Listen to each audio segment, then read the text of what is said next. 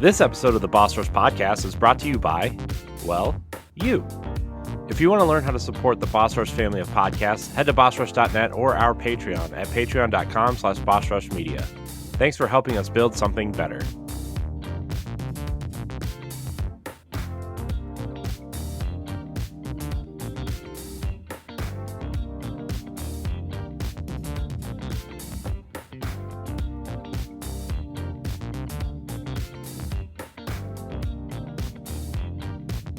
Hello, everybody. Welcome back to the Boss Rush Podcast, a great place to play games and be better. I'm one of your hosts, Corey Deering, and alongside me, as always, is the PC muscle race himself, LeRon Dawkins. What's poppin'? Another great pink shirt, LeRon. Hell yeah. Hell yeah. Like, oh no, pink is my color. I love it. I'm telling you, man. You should wear pink every week. On Wednesdays, we wear pink. On Wednesdays, we wear pink. There you go. Hey, and it is Wednesday! Oh my gosh! Wednesday. See Yes, how my yes. brain was buffering for a second after I whipped out that movie line? Unfortunately, I don't have any pink tank tops, but I will fix that. I have pink in the lettering of my shirt. I hope that counts. And I can turn a couple of t-shirts into muscle shirts. So there's that. That's fair. All right, show Fair. off. Also joining us is the mad pharmacist herself, Stephanie Klima. I'm Come holding on, in boy, all get it. my excitement. D-Day is here. Literally one of my favorite representatives from a publishing developer company, whatever. I'm just Devolver Digital. I know. Look, We went from favorite to one of favorites halfway through that sentence. What changed? Calm down, you nerd. Jeez. Aw. I'm just messing with you. Boss Russ, keep going. very funny. Very funny. So we have a very special guest tonight from a Boss Rush favorite Yeah. company, Devolver Digital. JM Specht is here. The community outreach is your title, but you also have a way cooler title that I couldn't keep up with when I was typing it out, and then I was too embarrassed to ask you what it was again. Well, hi. I'm JM Rhymes with Mayhem, Executive Director of Counterintelligence Operations at Devolver Digital Entertainment, a subsidiary of Fort Parker's Illegal Happy Funtime Cayman Island Offshore Holdings, #crimes. And it's a pleasure to be here. Yay! Yo, this is great. Yo. I think Stephanie's clearly the biggest Devolver Digital fan here, but I do want to say, last year, Death's Door was my favorite game I played last year, hands down.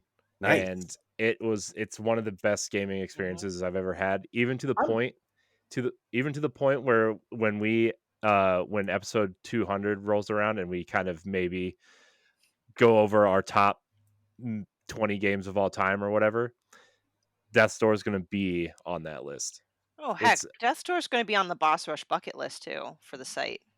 Yeah, it's amazing. Death's Door is amazing. That's So, fantastic. Yeah, I actually have like one of the special physical copies from mhm.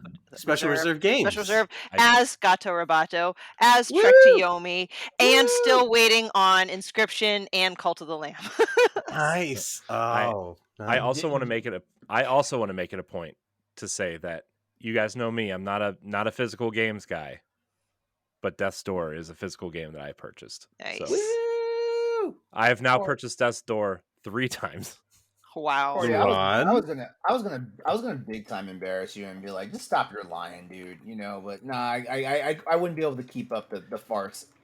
Well, I mean, look, to be clear, the only console I collect physical games for is Switch, and that's because I don't know if they're gonna be forwards compatible or backwards compatible or whatever compatible. Yeah, that's the crazy part. Now I'm starting to think, should I rethink my strategy about Nintendo No. switching their games, because I've been buying digital. Like I just bought Advance Wars digital. I mean, I pre-ordered that 2 fucking years ago, but anyway. Fair. Listen, LeRon, the age of you to be sour about that is over, okay? Leave that in the past. Oh not no! out yet, is it? Oh no! I'm gonna dig and dig and dig until I find gold. It's funny. The only other kind of physical games that I have besides my old games is Destiny, and that's like the most worthless disc I own. But here's the thing: I have all those collector's editions, right? I was gonna do the unboxing videos. Sorry, we're gonna get to Devolver in a second, but I have to tell the story. Oh boy, here we go.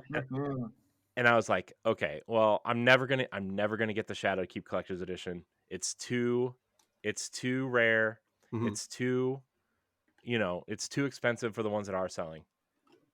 Somebody spelled it wrong on eBay, and I got one.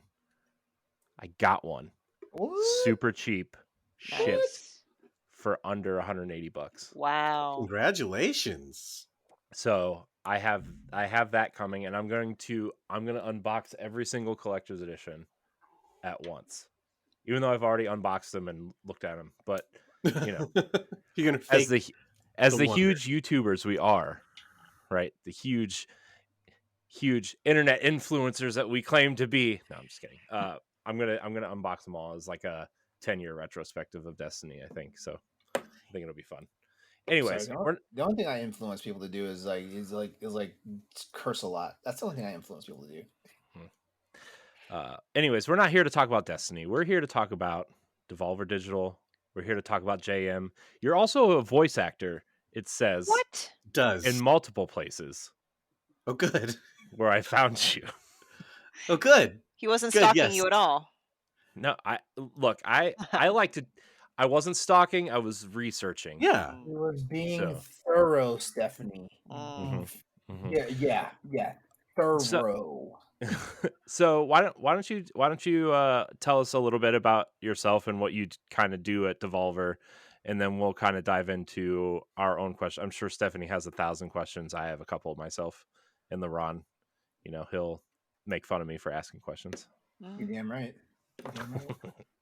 Well, sure. Like I said, my official title is Community Outreach or Executive Director of Counterintelligence Operations, etc. I do a lot of clown work at Devolver. It started, well, I guess I'm in marketing in general, but it began with doing shows, like way back when Devolver was a couple folding tables and 3 PCs at a show. I came and was a booth babe for them and have been hanging around ever since, and have gotten to be in ads, do voices for ads, mostly did shows for the longest time. Hanging out with devs, being what do you call, like, I don't know, just like showing people around, like, because we've got a lot of people from around the world coming to shows, and then nowadays it's largely digital marketing, making ads and stuff like that, writing, doing voices, making weird things. Do you do voices in Devolver's games? I'm in You seem like somebody that would be in Cult of the Lamb. couple games. I'm not in Cult of the Lamb. I'm in Observation and Shadow Warrior 2, and probably something else that I'm not remembering. Well, that's cool. Yeah, it's great. And getting to be like, do voices for the ads is a lot of fun. Question. Yeah. Yes. We were talking about setting up stuff at events. I have a question about PAX East, where you guys had this massive booth with this cool sign, just big Mhm. Devolver in lights that you could see from miles Mhm. away. Who gets to keep that when everything is all done? Where does that go? So these days, those, honestly, I guess it's somebody at the company that fabricates them for us, I guess, gets to take them home these days, because it used to be all the stuff that we brought to shows we held on to ourselves. But as we've grown, we work with a company named Circle, and they fabricate our booths for us, and they create all the stuff. We do tend to use those things for as long as we can. So the light up sign will be around for about 5 years. And then at the end of that, I guess JR decides that. He's the one who designs the booths. And he's been doing that for years, and he's obviously incredible at it. You saw our booth. Yeah. I they're wonderful volunteer booths. as tribute if they ever decide to throw it away. I will take it and I will put it on my roof. I will. If then, in the event of, you can be on the list. Oh, perfect. At least I made the Yeah. list. Yes. Yeah. Yeah. So okay, so we actually have a couple questions from our community. I'm gonna ask them first before we get to ours because they're more important than we are. So the one true James has two questions. He says, walk us through a day in the life of a community manager at Devolver Digital. You kind of did some of that already, but you want to kind of like what is your day to day kind of thing? You have a cool setup, so I mean, it looks like you're like Thanks. hanging out doing a cool thing. Yeah, I mean, I do. So I've done streaming for Devolver for years, and we have a podcast, the Fortcast. All drinking at the same time. That's uncanny. We do the Fortcast, and I mean, I don't know that there's a typical day. It really kind of depends what's going on, and I in particular, community outreach, I guess, tends to mean special projects. So I sent y'all a couple of videos of stuff like we did the Devolver Public Access Holiday Special with Mr. Meatless, and we do a lot of weird things like kind of one-off special events. We did when Fall Guys came out. We did a multi-streamer game of what's the game that Fall Guys is based off of? The TV show, Oh, the like Wipeout? yeah, Yeah, the yeah. expansion extreme challenge something. Anyway, it I'm was looking it up. Extreme Fall Guys is what we called it, and so we had a bunch of people competing. But so we do these kind of one-off events. So I kind of move from project to project, I guess, like depending on what I'm needed for on a particular beat, marketing beat, and stuff like that. It's very fluid, which I like. Cool. The game the show it's based off is it's Total Extreme Wipeout, Total Extreme Wipeout, yeah. according to a quick Google search on Wikipedia. Thanks, Google. May or may not be accurate, but Come on, the Yeah. internet is always right. I know. Come on. Says AI. Our next question from 1-2 James says, what is your favorite game published by Devolver? Me personally, I mean, so there's a lot to like, and I'm ready. I've got an answer for this question. It's Absolver. Nice. It's such a good. I can say fucking, right. You can't hear me Oh, say yeah. Nope, F-bombs, yeah, right? Oh no. yeah, oh yeah, yeah, yeah. It's Curse such all a you good want. fucking game. It is so good. I mean, and we have so many incredible games. I mean, Downwell is a perfect game. Enter the Gungeon's incredible. I mean, we've got tons of amazing games, Grease, all this stuff. But really, for me, Absolver was an incredible combination of something that was artistic and beautiful, but was at the same time doing something that no one else was doing, at least that I was aware of, where you had a fighting game where every player is going to have a different style and like you can create your own custom move sets. And it was just so cool and so ambitious. And that's the team that made Sifu. Yeah. Yeah, I love So that game too. yeah, so they've moved, they've moved for a single player thing, but I really hope that the incredible success of Sifu and I don't know, Sifu 2 and Sifu 3 or whatever eventually leads to an Absolver 2, because the only complaint people seem to have about Absolver was that there wasn't enough of it. That's a good complaint to have, in a sense. Yeah, All things It's true. considering. To be fair though, some games overstay their welcome and then you just don't want anymore. So Yeah. there are definitely games that I've played that are like that. And yeah, And there definitely should be more Absolver. Yeah, There should be more. Our next question comes from Pat Klein, who Hi, Tiny Pat. Yeah, Pat. What was the nickname we came up with Pat on book club the other night? PK Power. PK Power. PK Power. Yeah. Oh, nice. Power. Yeah. Yeah. We're gonna get him to start using it. Yep. That should be the name of his spin-off podcast, PK Power. Oh my gosh, Pat. I know you're listening. Oh. Anyways, Pat's quite I got really excited for some reason. Pat asks, who are some of your favorite content creators you've worked with? Us. Yeah, Boss Rush podcast, Boss Rush Media was I mean, creme de la creme, tippity top, peak of Knew it. the heap.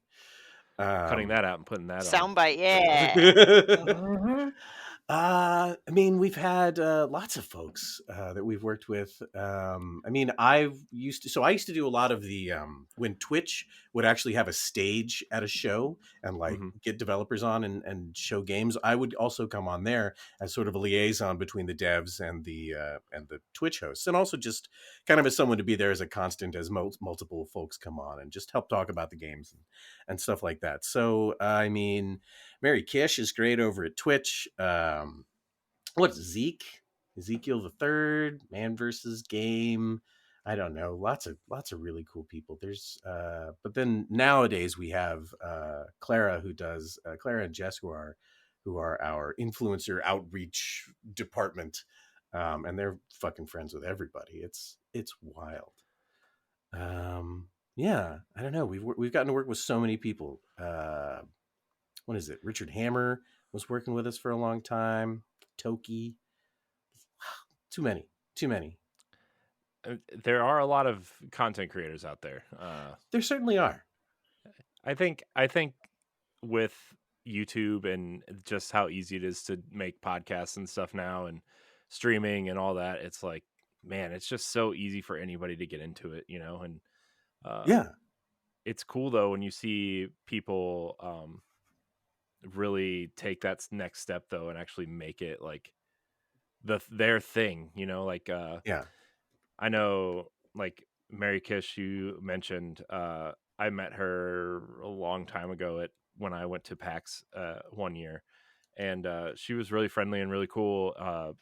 Brittany Brombacher over at What's Good Games is another person that I met a long time ago, and we became friends. We haven't talked in a long time, but obviously, What's Good is taking off and doing really great and whatever. But like we met and became friendly, and seeing them take off was super great. I don't know if you know who Ray Apollo is. He works at Twitch. We were friends for a while.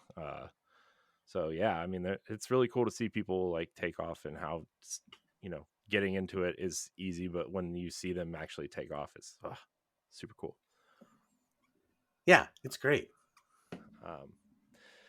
Our last question from our community comes from Ice Malone 330 via Twitter. He says, "How did Devolver fall into the personality of the game industry everybody loves?" Good question. Yeah. I think at the core it's just a bunch of fucking weirdos. And that's what makes it work. You've got the guys from Gathering of Developers that originally got together and they've got an offbeat sense of humor. Harry, Mike, Graham, Nigel. They're just weird, good dudes though. And I think that's the at least from my perspective, that's always been kind of the thing. Is like it's weird, it's offbeat, it's fun, but I don't know. It's like the in your face attitude, but like without being a dick about it. Mm-hmm. I don't know. Like it's fun. It's just fun. Like we just publish video games. Like, yeah, it's a business and like we're trying to make money and all that jazz, but like there's no need to be like it's just for fun. And it's a joy and it's a wonderful opportunity to get to do these things. And it's such a cool, fascinating industry. And publishing indie games like Devolver is Devolver nowadays. And I think also, I pin the blame for our personality on the founders of the company, which of course a lot of it is, but it's also like we're such an artist forward company and we always have been. We work with these indie developers who are artists and rock stars, of the age. And because, so much of our early business and our current business is because someone says, hey, I worked with Devolver and they were really good to work with. And they recommend their friend who's an artist who's working on something wild and crazy and great. Because we worked with Vlambeer, they recommended Denaton, and that's how we get Hotline Miami. And someone, recommends us to anybody. Like it's when you're artist forward. I mean, it's just like any I mean, it's just like Austin, or I'm in Seattle these days, or near Seattle. All these places that have this any city, any place that has like a personality. It's because you've got artists there making art, and it's weird and it's wonderful, and you just got a place where artists have access to doing the thing, and that's yeah. I mean, I'd say that's it. And then also Nigel is just really fucking funny. I think that's why Boston has no personality. But joking aside, that's one of the major reasons why I personally was very attracted to Devolver and their games is just their overall kind of attitude, and it's something that I can't put into words either. As you're trying to describe it, I was trying to figure out words as well, but you guys just have like this amazing. My son's in bed now, that's why I had to go for a Okay. second. Like amazing like fucking attitude where you're just there to produce good content. I think you have a wide variety of games. Like you've got stuff like Terra Nil to Angerfoot that's coming out to, again, Hotline Miami to Gato Robato. Like it's all, you guys have a wide range, but it all, like you said, is artist forward. And I feel Devolver has grown pretty large for an indie publisher, but you guys still behave the same way. You guys still are close to your roots, and it's something that's really appreciated. Thanks. We try. Yeah, But it is. It's. I was going to say Oh. it is deliberate effort. I think like to maintain something. It's like being kind when you're out in the world. Like, sure, like you can be naturally kind, but it actually just requires effort. Like it Yep. does require effort to you got to remember true. to be kind. Yeah, sometimes I think so many people get it in their heads that they have to do a certain thing, and sometimes people don't. They forget to be that. A little bit of kindness goes a long way, and they just kind of do what they need to do to get ahead. And it's nice to see that like a company that like Devolver is, embrace their personality, but also have this kindness and working with good people. It's great. I'm unbelievably lucky to work at Devolver. By the way, I want to shout out a few Devolver games that I also really like, because I did this the other day when I just didn't realize some of the games that I played were from. We had Way Forward on a couple weeks ago, and Oh, yeah. there was a bunch of games that I played that I guess I just didn't realize were Way Forward games, but Devolver Digital games. My Friend Pedro, amazing game. Katana Zero, amazing game. Ape Out is a really cool, interesting rhythm game. Gree is a great game. I The have a physical of Messenger. that too. Sorry. The Messenger. Like there's so many great games. I forgot how many great games you guys have done. So yeah, it's been a lot. It's been a lot. Yeah. I just wanted to say, sorry, I didn't want to interrupt, but it is Dead Toast's birthday today. The day we're recording this, it is my friend Pedro Dead Toast's birthday. So happy birthday! Cheers. Wherever you Yeah. are. Those are some good picks too. Those are solid choices. Katana Zero, Ape Out. I love Ape Out. Ape Out could also be my favorite Devolver game. Katana Zero is also very, very fucking good. Those are all good games. Good choices. Excellent choices. Yeah, I know a lot of people love Inscription too, which I didn't realize you guys did. Loop Why'd Hero. you say a lot of people love it? Are you being evasive about your feelings about it? I've never played it, so I can't tell you if I like it or not. Oh, what a treat for you! Yeah, I'm gonna do it eventually. Well, see, Don't Also, get spoiled.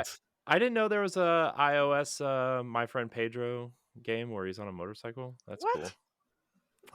He's on. It's you talking about My Friend Pedro, Ripe for Revenge, available on Android and iOS. So another community outreach kind of the thing.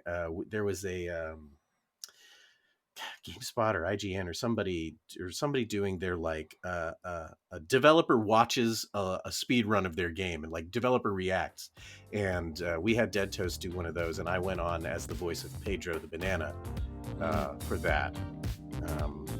Just weird things that I will end up doing. So there's that on YouTube somewhere.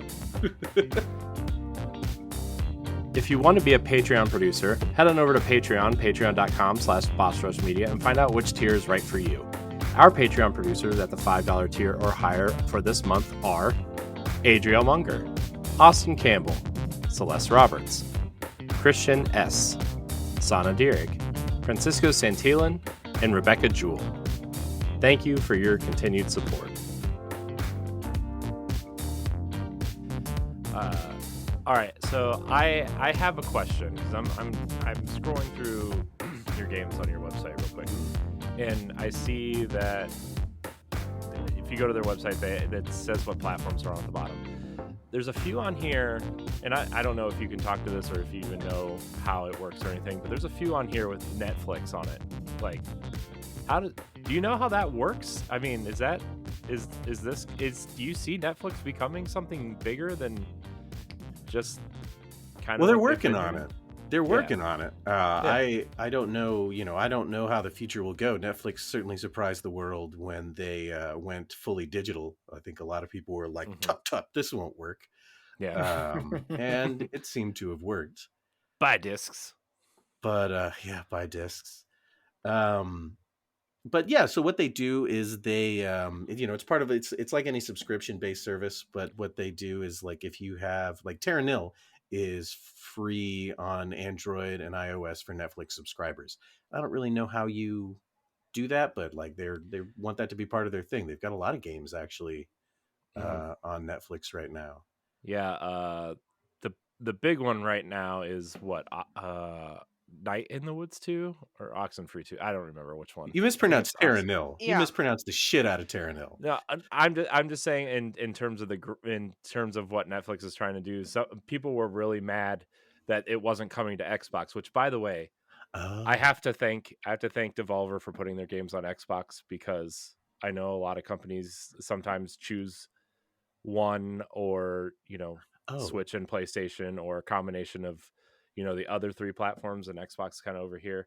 Yeah. As primarily an Xbox player, I just want to say thank you. Thank you, JM, for putting the Sure. games on Xbox. Yeah, as someone in marketing, I handle a lot of porting. Well, kiss that thank you goodbye, because from here on out, all of our games are the only console they're coming out on is Playdate.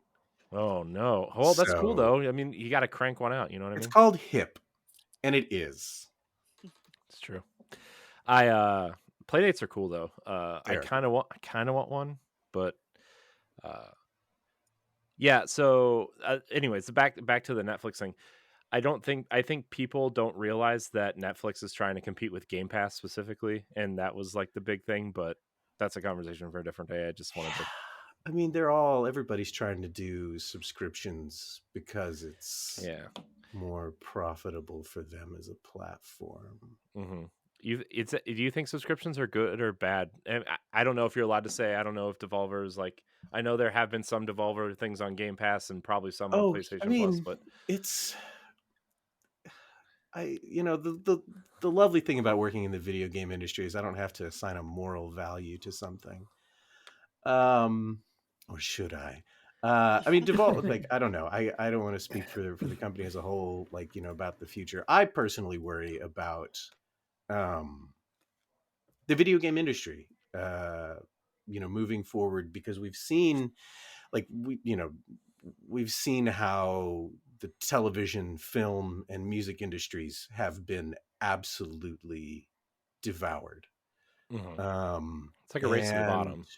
yeah, they're just chewing stuff up and canceling shows for tax breaks and all this stuff. And this, I mean, part of Yeah. this is, as silly as it is, that we moved away from discs, because suddenly people can cancel, like, what shows you have access to. They couldn't cancel your discs before. But it's weird. It's like the shift from barter and trade to, I don't know, currency. It's like, no, you got an imaginary thing that you have while you're subscribed to us. But so, I mean, I'm personally concerned about the video game industry, considering all those things. And indie games, what is really amazing about the video game industry over any other artistic medium, I think, is that people will buy indie games, like a lot of them. Like, people actually buy indie art when it's a video game. Not a lot of people. Like, some people buy indie music, and that's fantastic. People watch indie films. People, I don't know that indie television is so much of a thing, but like, people don't want to pay for it. They don't want to pay for an indie thing. They won't do it. But people will pay $5, $10, $15, $20, real money for an indie game. And that can be something made by a small team, And one of, this was, it's old, but Nigel, one of our, founders, head of marketing, has a speech from many years ago that he did it.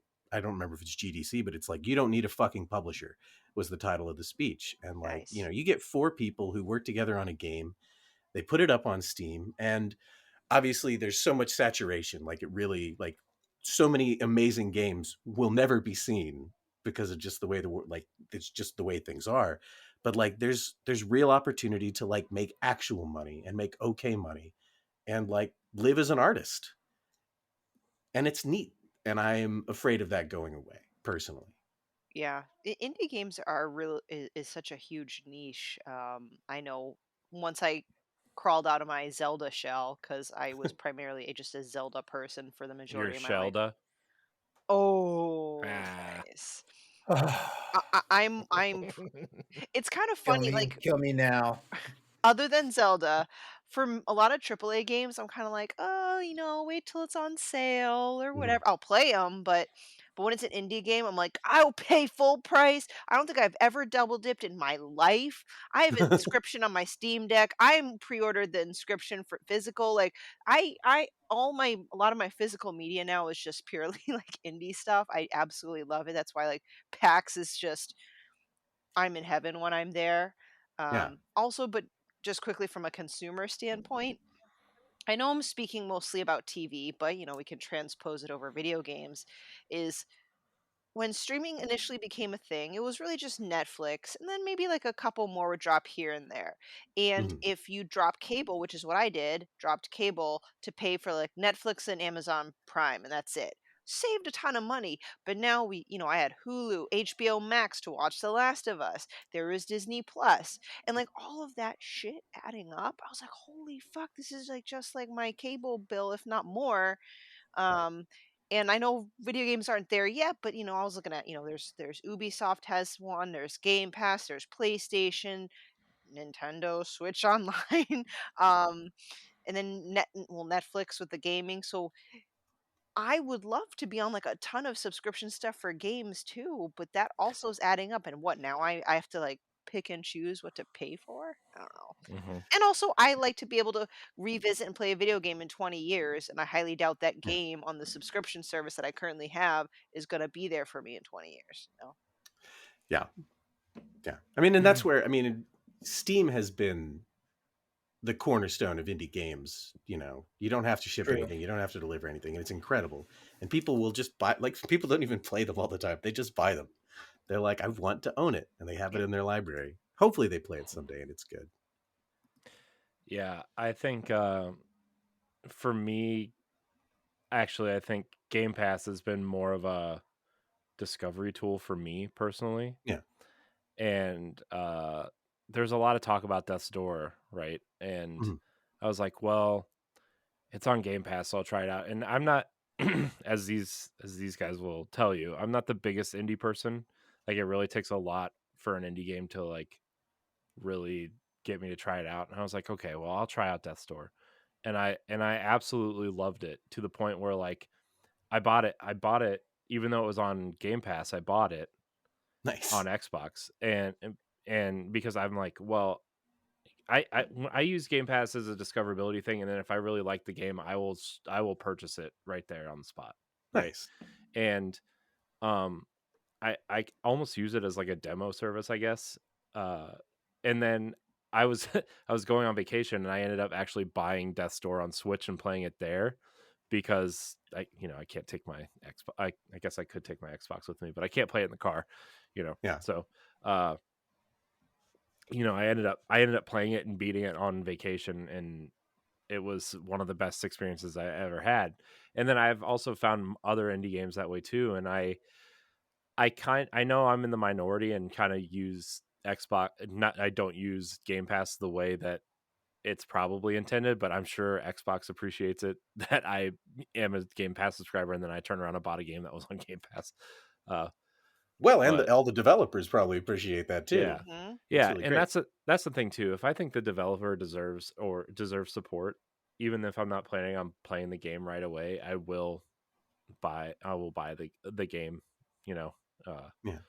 so yeah, I'm of two minds of the subscription things. I am afraid that it's going to be like a race to the bottom and that these games are going to, as especially the AAA space, right? Like as these games get bigger, and the subscription service costs the same, does that mean like how much money is Xbox shelling out for these third party titles to show up on Game Pass versus how much is Game Pass going to cost in 5-10 years? Like, don't get me wrong, I'm more than willing to pay more for Game Pass. I think it's a great service for the consumer, but I am worried about how developers are going and I know that each deal is it's a game by game basis and the Yeah. deals are different and everything, right? But like I am worried because you see a game like Rocket League that came out on PlayStation Plus on day one, and I think that really helped it gain popularity.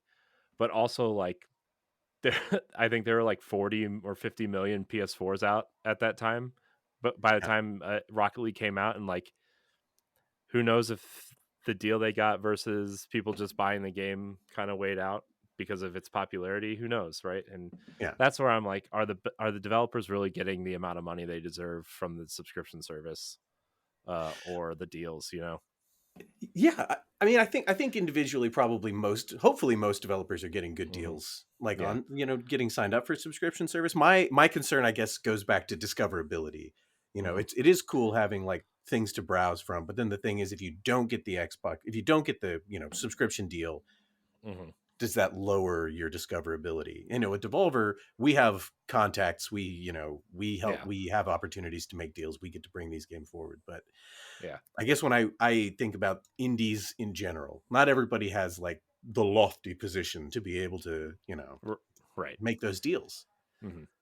Um, but it is, the economy of the gaming space will change over time, as all things are changing, uh, Yeah. every day. Hey, I speaking. Oh, sorry. Go ahead. No, go ahead, Stephanie. Well, I was gonna say, speaking of sorry, visibility and stuff like that. I see Indie World Showcase hosted by Nintendo, ID at Mhm. Xbox. LeRon, does PlayStation have an indie type What showcase or Sony's? no? I forget what Sony's. What Sony's version of it is. All I know is the PlayStation. No, PlayStation has. You know what? Hold on. Let I me think let it, me go I to their think it's website. just called like We Heart Indies or something. No, Shuhei that's not. That's Shuhei yeah. Yoshida tweets about it all the Yeah, time. it's Shuhei's thing. He's so Hold on. lovely. All right. Well, while he's looking that up, my question is, I will see a game, an indie game showcased first at maybe ID Xbox or Mhm. maybe everywhere on all platform showcases. I think a prime example, because people won't shut up about it as much as I'm sure it'll be great, is when Silk Song is coming out. Like every time there's a freaking indie showcase, the whole chat just explodes with Silk Song.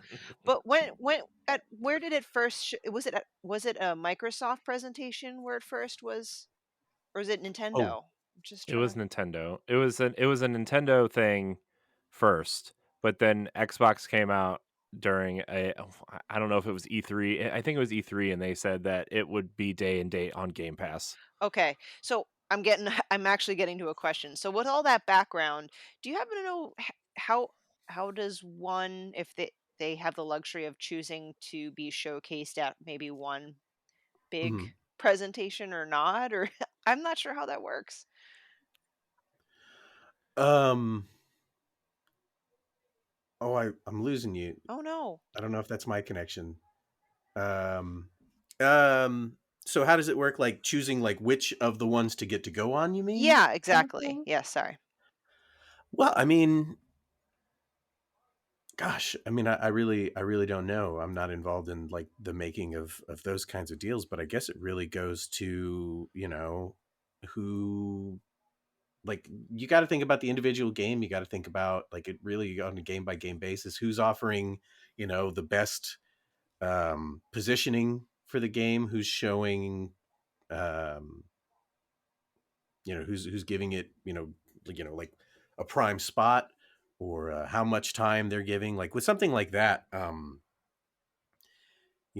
I think and then of course if there's a deal involved, so if something is like going to Game Pass, then like we'd want to promote it through Xbox. If something's, so I mean, it's just I mean, I guess you just do it on a game by game basis, but I mean, if you have the opportunity to do multiple of them, like if your Of game is course. hot enough that everybody wants you there, then you just go to all the balls. Mhm. Mm. Yeah, and I imagine someone like Devolver has the oh no, I guess has the balls to say, "Hey, we want to go here because we're Devolver, right?" And everybody's looking forward to the next Devolver game, right?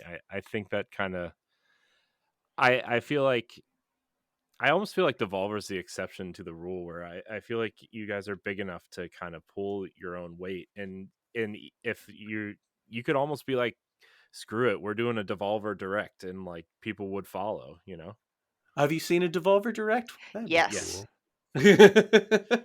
I mean, even those, like those Devolver Directs were fantastic and hugely popular. And but even those, like we're still a little guy, like as far as the video game companies go, like with the amount of spend we can do, with the amount of like clout that we have, and we're really lucky to be in the position that we are in. But like, even like those Devolver Directs, it would be like we come on the coattails of Bethesda's presentation because there's going to be millions of people watching that, or we go on the coattails of someone else, so that I don't know, but there's, I mean, yeah, I mean, it's cool being able to like, I mean, the opportunity you get from being able to do a Nintendo Direct or Sony State of Play, that's just their general thing. That's Yeah. not Yeah. specifically indie. But like getting to be on a State of Play, getting to be in any of these things is just really a great opportunity. It's what I like to call a wonderful marketing opportunity.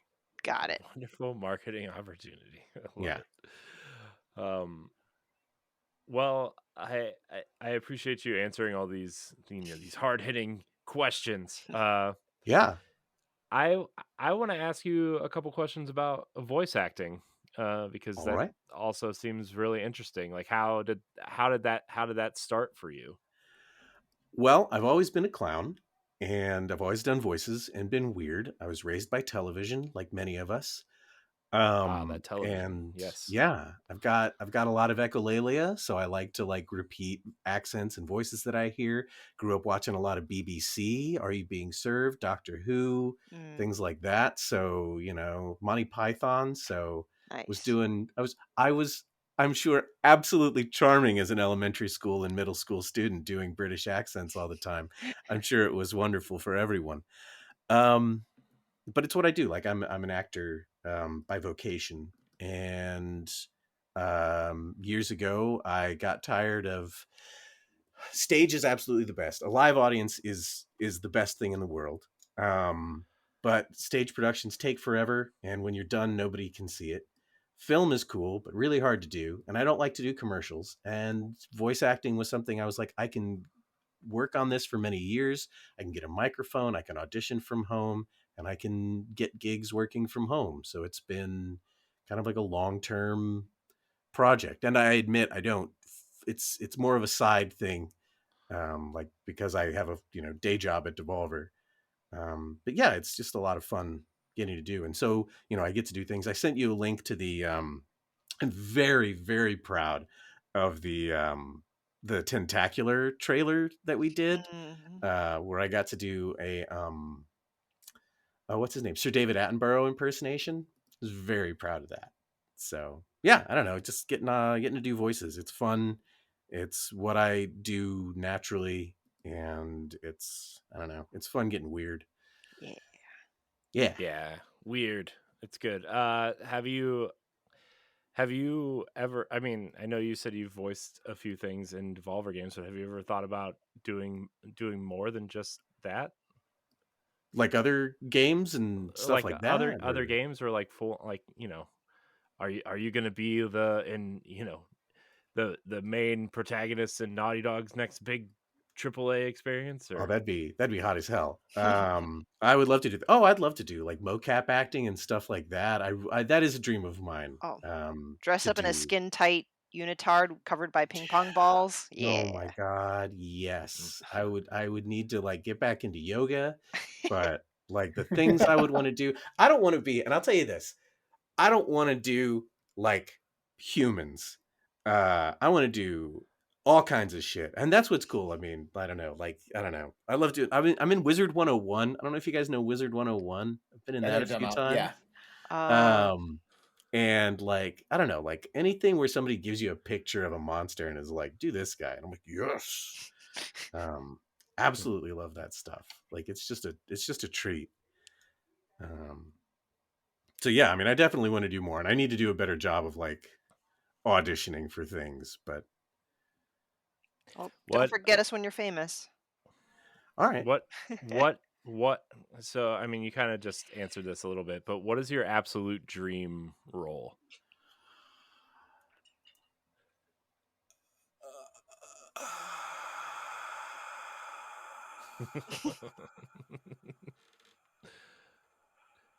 Look at this guy. I broke his brain. I broke him. I broke Smaug Devolver.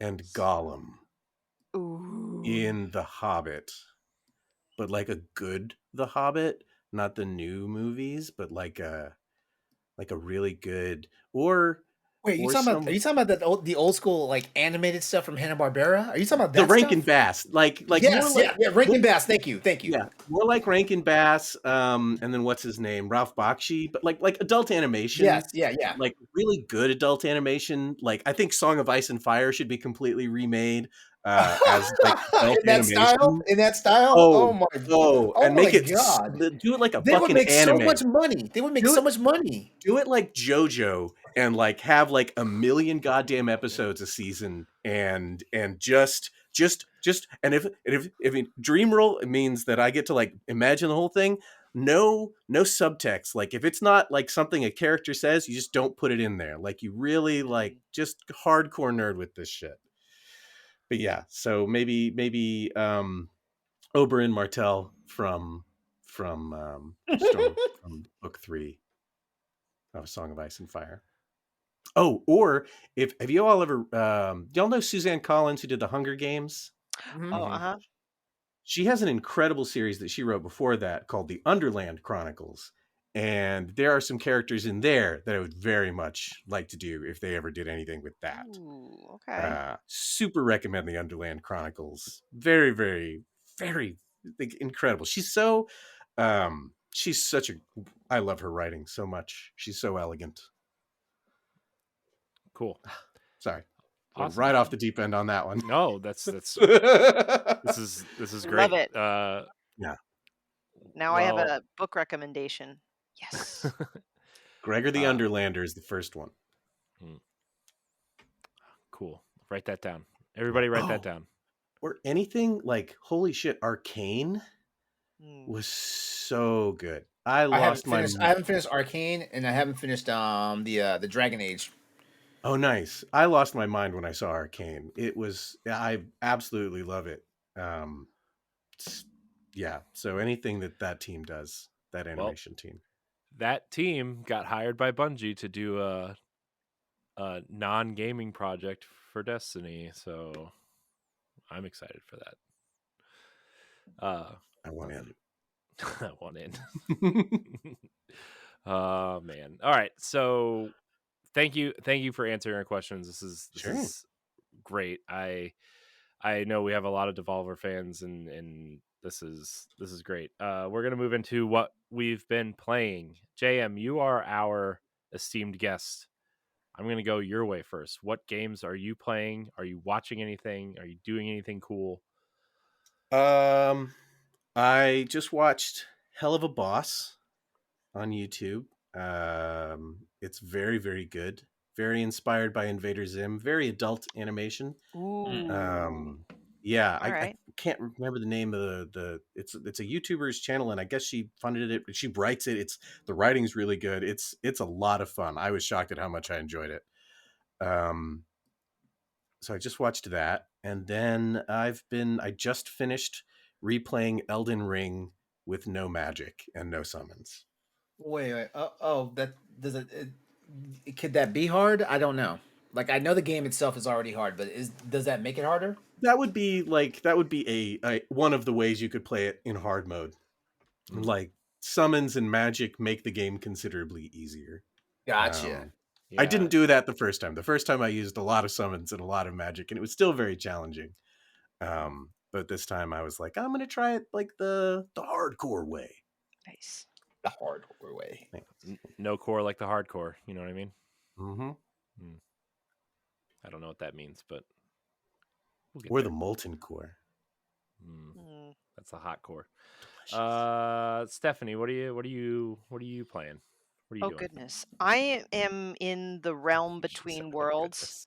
What? No, I'm in the realm between worlds right now because I finished Resident Evil 4 remake. I don't know why I'm holding my hand like this, and Tears of the Kingdom. And there's a very narrow window between the two, and I'm very extremely wicked hesitant to start a sprawling large game in between. Like I Take a know, break. huh? Take a break. Just play mini games. Do like I did. Play a palate cleanser. Like I played a palate cleanser for like almost 2 months. You know, between Dead Space and now. And that's exactly what I did. I took a page out of the book of LeRon and I Okay. played Coffee Talk 2, Mm. Butterflies and Hibiscus. It was amazing. I mean, I no lie, I visited the Toge, I'm sorry for if I mispronounce, and Chorus Worldwide booths at PAX East every day. So all 4 days, I was there every day and playing their games. I love Coffee Talk 1. I really love Coffee Talk 2. It took about 5 hours to play. Lo-fi music, chatting up people, making drinks and mm, trying to do milk foam art that I'm terrible at. But no, it's just a narrative. It's like a thrilling narrative. I just absolutely love it, and I was happy to experience this game. So played through it, beat it, got a decent ending. Um, just fantastic. I highly recommend it. Um, and then I still have some time, so I've literally been dabbling in a bunch of indies. I've played a little bit of Do Not Feed the Monkeys, another game where the sequel, Do Not Feed the Monkeys 2099, was at PAX East, so I decided to play the first game. It's like a it's like a voyeurism sim where you're literally just spying on people and just watching them through videos and writing down what they do. It's Yikes. actually really fun, but I had to stop it because I was getting a bit of anxiety because not only is it like a voyeurism sim, like you're watching people and reporting what they do, but you also need to keep track of the food you eat and the sleep you get.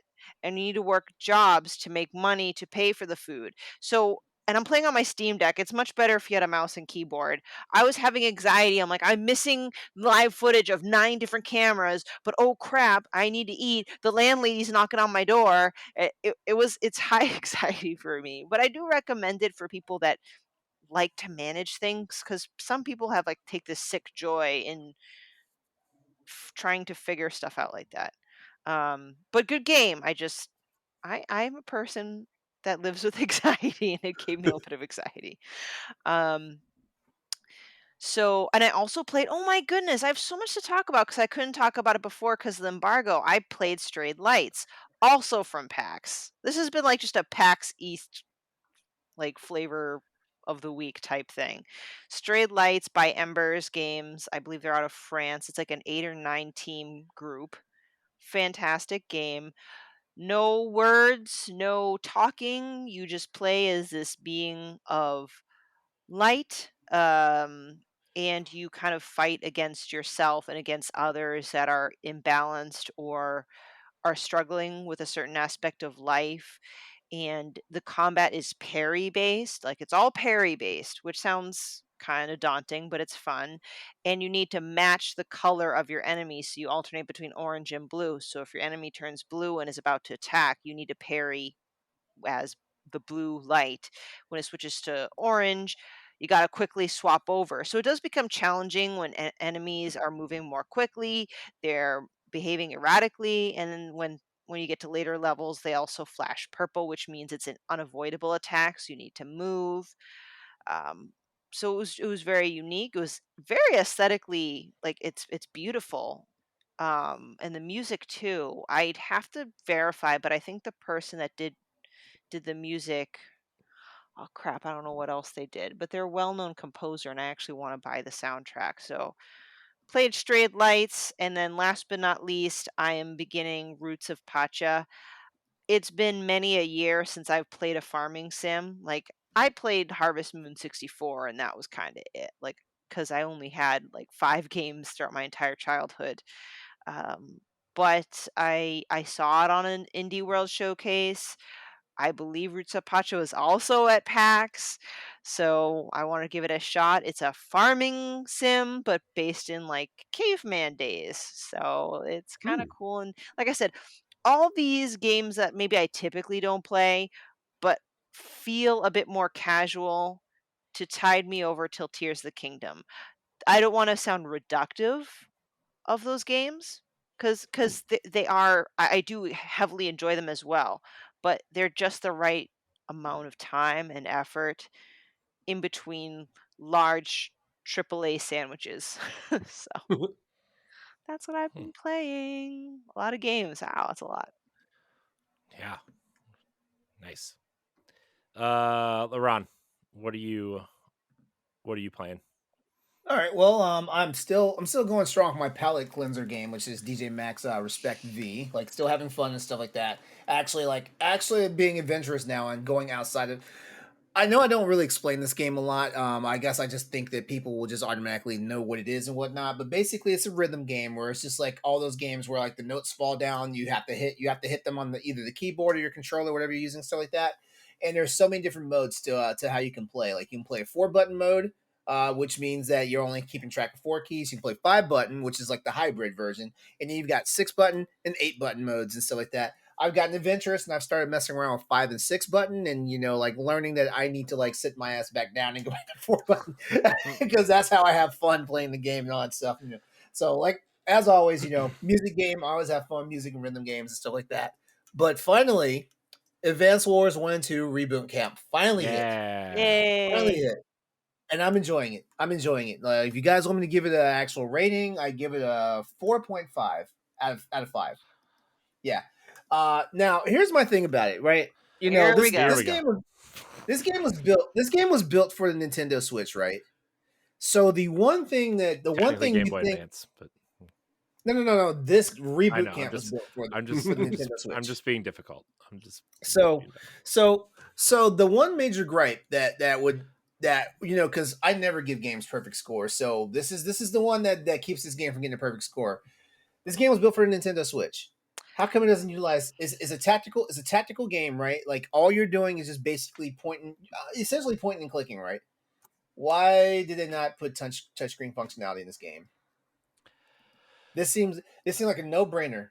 And honestly, if kids are playing, I guarantee you, kids, like, because I'm 47 years old, I guarantee you, like a 7 or 8 year old kid, it automatically was trying to like drag and click their soldiers and whatnot to get them to do things and stuff like that. So I feel like that was a missed opportunity. But I do love the fact that there's animated cutscenes from when like the COs do their powers and stuff like that. There's voiceovers and stuff like that. The music is revised from the original games, and you got to remember, like, I played the Game Boy Advance games to death, so I love the soundtracks and stuff like that. And it brings a tear to my eye because I was like, man, my favorite game out of the entire series is Advance Wars Dual Strike, which is on the DS. And I'm like, man, I really want to ask our guest last week from Way Forward. Is there anything? Is there any idea about Dual Strike? Because that is my favorite game on the entire series out of the 4 games that were made. Because I don't include Battalion Wars. Nobody But does. yeah, but also he was like, hey, I can't answer any questions about future projects and stuff like that. So I'm sitting here with my fingers crossed that maybe that is coming and stuff like that. So yeah, so yeah.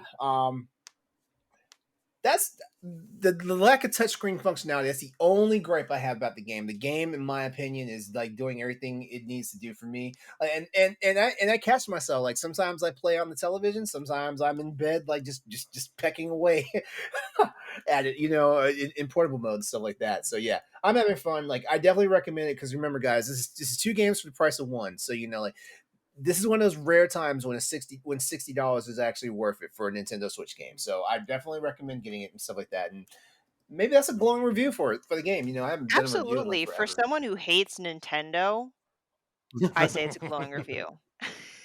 Oh, this face got serious so fast. No, seriously, LeRon, I'm so happy for you. This has been one of the Yeah, biggest I'm. teases for you for many a year. Mhm. Oh, this was down. This is downright dirty. And Andre and I talked about this last night on Crossroads. Like we still don't really understand the reason or the thinking behind why they had to delay this game because and here's a take on it and you guys can definitely hear more about it on when the Crossroads episode 113 like launches real soon on YouTube and audio podcasts. We feel like in this day and age with all the stuff that's going on we've got a pandemic that we're like limping out of there's Russia's acting a damn fool right now with Ukraine. China is looking like they're about to do something. North Korea doesn't know if it wants to shit or get off the pot, stuff like that. Political discord all over the place, like LGBTQ stuff is being attacked left and right here in the not just here in the United States, but in a whole bunch of other like developed countries around the world and stuff like that. So it's one of those things like we still don't understand what the real reason why Nintendo decided they were going to hold this game. You know, because yeah, I do get it. I do get it. Like if you if you when you start the game, it's funny because like the very first mission is like there's this country called Blue Star that invades Orange Star.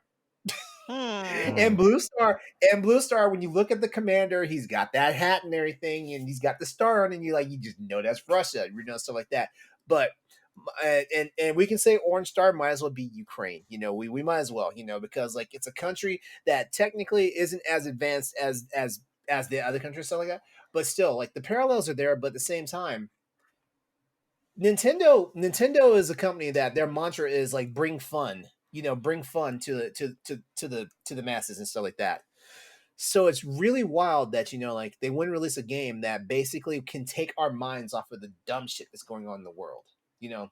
And Mhm. and it's not just Nintendo that I'm going to rag on, because Microsoft does it, Nintendo does it, a lot of these I don't like when companies, not just video game companies, I don't like when they get political. And you know what? If you are going to get political, find the right things to be political about because you know what?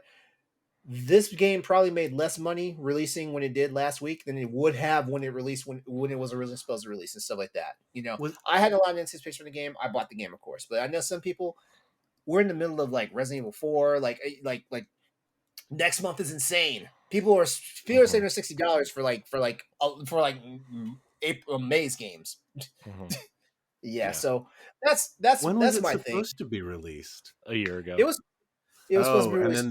then Yeah, so you think it was the Ukraine Yeah, yeah, it Nintendo was. thing? It Nintendo was. came out It and was. said that they delayed it because of that. Oh, I Yeah, mean yeah. that's I understand. I understand. yeah. I'm not being insensitive to what Nintendo thought they were doing and stuff like that. But at the same time, like I feel like a lot of companies and not just Nintendo. I feel like they need to pick and choose when is the right time to do these battles. You know what I mean? Yeah. Because like for example, Hogwarts Legacy. I'm sorry, Hogwarts Legacy came out and they stuck to their guns on it. All that bullshit that was going on with J.K. Rowling and all this stuff, and they were like, we're not gonna delay this game and wait for it to die down and stuff like that. There was only one delay, and that was because like the game needed more time to cook. It's not like But she's gonna beyond that, stop. Mm. exactly. Like and, like Nintendo delayed this game for I think on the books it was 13 months. 13 months that was delayed, and and I'm not even sure what they were waiting for. In all honesty, because like we've seen how wars go. Like we just we technically walked out of like the Middle East, but we're still there. Honestly, and we've been in the Middle East for over 20 years. Yeah. So I'm just It's saying. still that works at a publisher, I will say, just first of all, being in the video game industry, all delays on games are spite, and they are just companies, developers, and publishers trolling the public. Hands down, nobody's ever working on more gameplay. The game is done, I promise you. Thank If you. you've ever seen an Thank ad, you the for game is finished. yeah. Nobody's ever, Thank you for yeah. proving that to me. Thank you. Yeah. Don't tell anybody that. But it's always. But let's just pretend for a moment that weren't the case. I mean, there is a degree of sensitivity that, especially if you're a big company, I mean, and if they, I think, I wonder if they lost money on it or something like that of delaying it. But I think there's, if somebody does like a big real war and you have a game come out at the same time, you just don't want to be associated with. I mean, you just don't want to actually do that. You don't want to come out with like it's just I mean, Rockstar canceled an entire update to GTA Online in 2020 because there was going to be a Cops and Robbers update, and yeah. Wow. Well, now, and you know what? Kept living life like it was GTA. And you know what? In honesty, I understand that. I understand that very implicitly, But I guess I can definitely see where you're coming from on that. So for someone in Europe, maybe I'm the one who needs to pick and choose the battles. I mean, I would say for someone in Europe, it would be a similar tone, where suddenly, I mean, it's not the same thing, but it's kind of a thing where it's like, oh, this is happening next door to me, and this is like, so I mean, in defense of Nintendo, but again, these are all just done out of spite. It's all to troll like consumers. But if it weren't, it might be a good idea to just because they couldn't release it everywhere but Europe and be like, sorry guys, Putin started a thing. I mean, every other company is releasing stuff except for Europe. I mean, like Sony, like Sony, Activision, and a whole bunch of companies are just like, nope, our games ain't coming out to you guys until your party gets that shit right. You said Sony in Europe, and all I can just see that image of Jim Ryan where he's holding the controller and he's holding it wrong. It's a really funny image. I still feel like that's a photoshopped image because there's no way. It is not. It is a real image. It is so funny. It's just wild to think about something like that would happen. It's just a funny image. I'm not saying Jim Ryan doesn't play games or anything, but like that whole image is just, it makes me laugh every time I see it. Yeah. But okay, so snapping it back to like what we've been playing, because I've got one other game that I can talk about I've been playing. I finally made my return back to Monster Hunter. Like Tile Update 5 is out and stuff like that. We've got an Elder Dragon that I have not seen in over 10 years in a Monster Hunter game. 10 years. Yeah. 10 years, yeah. Yeah. Because no, honestly. Like, have y'all talked in that time? Or like, I mean, like what's been going on? That's exciting. No, I got hella ghosted. Brutal. Yeah. And Corey, we're gonna have words after the podcast is over because I saw that. I saw all of that. That's fine. But yeah. So yeah. So like I'm back in the Monster Hunter thing. Like we knew I wasn't gonna stay away forever. But I'm back and I'm glad. I'm rusty as hell though. Shit. Like it's weird. Like trying to remember my commands and my button presses and stuff. It's like, oh man.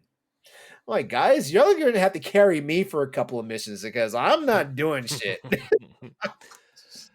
I felt that way with Destiny the other day because I haven't played it since I've been playing Resident Evil, and I was like, man, I'm really rusty. I'm like, I don't know what build I'm wearing. I don't know what weapons I'm using. I'm really confused right now. So, but luckily, 90% of the people that I play with, that's literally the only game they play. So I'm like, well, that's fine. So, but good. I'm glad to see that you're back at the monster hunting, LeRon. Yeah, I'm back. I'm back to playing the games that I love.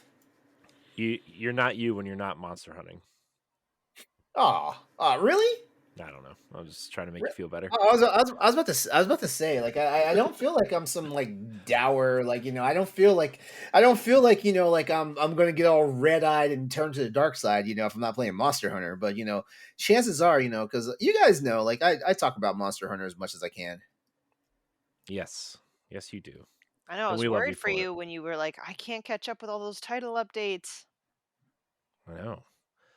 Yeah, To like be fair, yeah. LeRon's been quite busy the last few weeks, so. Yeah. I have. Uh, is that it? Is it my turn? Yeah. It's your It's your turn. Is it turn. my It's turn? your turn. I'm done. LeRon, you're gonna be so proud of me.